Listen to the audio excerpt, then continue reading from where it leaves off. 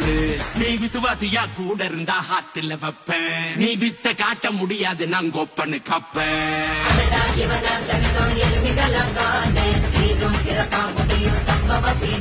நீ தகரா கொடுத்தா பிள்ளைங்க எவனும் மறைக்க முடியாது.